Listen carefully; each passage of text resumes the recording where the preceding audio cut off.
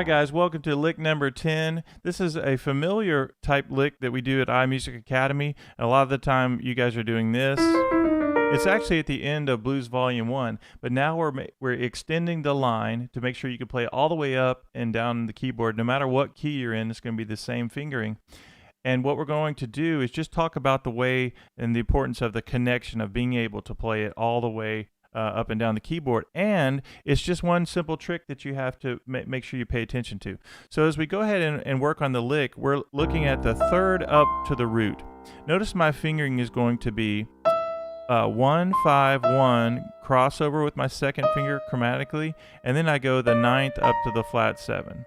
So 1 and 2 and 3 and 4 and 1 and notice that the fingering is going to be the same all the way through. 1 5 1 2 1 5 1 2 1 5 1 2 5 1 2 1. And I could keep going down the keyboard, no problem, right?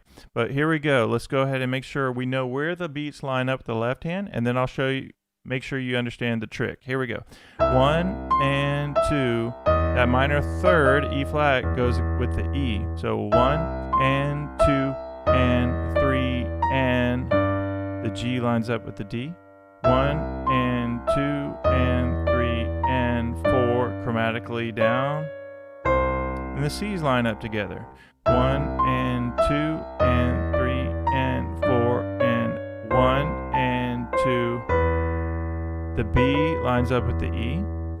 And 2 and 3 and 4 and 1 and 2 and 3 and 4. Now, here's the one of the important parts that you have to remember is that we've been going down chromatically, and now we're going to cross over a whole step down. So going down to that A flat. And 2 and 3 and 4 and 1 and 2 and 3 and 4 and so we went down a whole step, and that sets us up for the fifth, which is G against the C. 1 and 2 and 3 and 4 and 1 and 2 and 3 and 4 and 1 and 2 and 3 and 4. Now we have to cross over one more time with the whole step, minor third to major third, and then it starts over again. 1 and 2 and 3 and 4 and 1 and 2 and 3 and 4 and 1 and 2 and 3 and 4 chromatically, a whole step down, and then we end back up on the E, which is the third up to the root.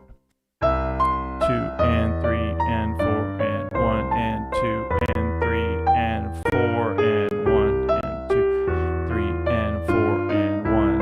And I could keep going down the keyboard with that same exact pattern. But let's go ahead and make sure that I tell you guys where exactly all of the beats line up with the left hand. 1 and 2 and, that's the first one, the E flat. And the G's with the D. C's are together. 1 and 2 and 3, 4 and 1 and 2 and the E is with the B. 1 and 2 and 3, 4 and 1 and 2 and 3 and 4. The G is with the B flat there. 2 and 3 and 4 and 1 and 2 and 3 and 4 and the C and the C with the G. 1 and 2 and 3 and 4 and 1 and 2 and 3 and 4 and 1 and 2 and 3 and 4. F is with the G. 3 and 4 and 1 and 2. You gotta use the F sharp with the E line up. 3 and 4 and 1 and 2 and 3 and 4 and 1 and 2 and 3. And then it starts over again. Whole step, and then you can just keep repeating it over and over. All right, so let's do that one more time, and then we'll be done. I can't believe it. 1 and 2 and 3 and 4 and 1 and 2, 3 and 4 and 1 and 2 and 3 and 4 and 1 and 2 and 3 and 4 and 1 and 2 and 3 and 4 and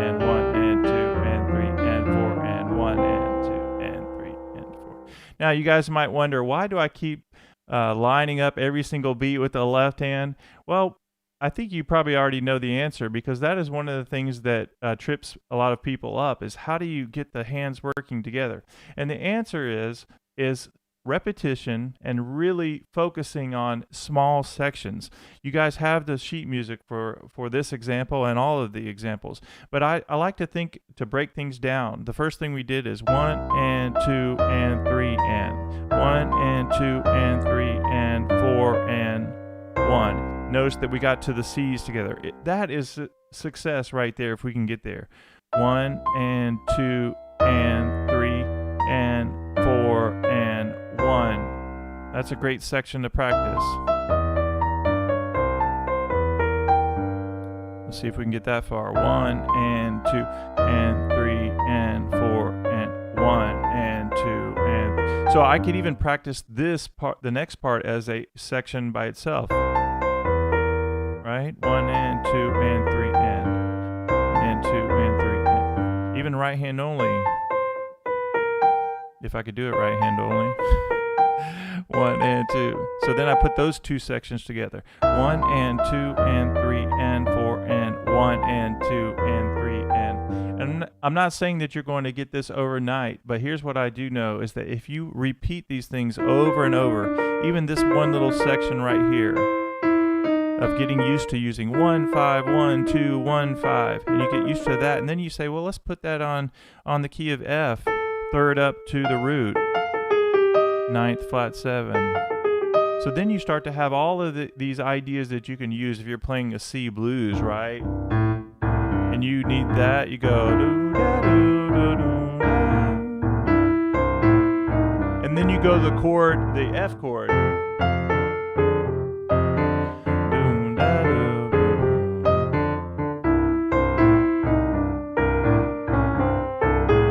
doo. You could do it on G,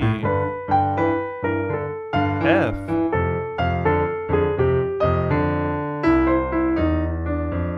And the other thing about that, guys, is that so you have all of this ammunition and things that you can use. Ammunition, maybe that's not the right word, but you have all these vocabulary ideas and all these licks. And the most important thing is that you have fun with all this, think in small steps, put it all together, have fun. And I will see you guys in the next video.